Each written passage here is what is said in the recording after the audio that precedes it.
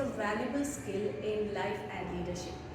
Talking about different perspectives, we mean the process of looking at a particular situation from another person's point of view, for understanding their thoughts and their values or intentions. However, it doesn't mean that we agree with everything. We all have our different perspectives, but there is always understanding and empathy. For example, take this picture. What do you see in this picture?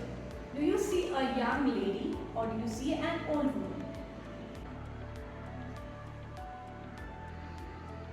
Many aspects of life influence our perspective, like our experiences, our values, our personal traits, personality biases, etc.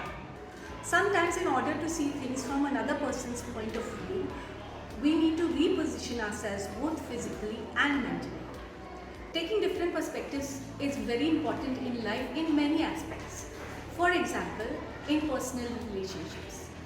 In our personal relationships, if we have the ability to understand and empathize with another person and look from their point of view, we will build stronger relationships and also avoid misunderstandings and hurt feelings. It is important to consider multiple perspectives when consuming news and information.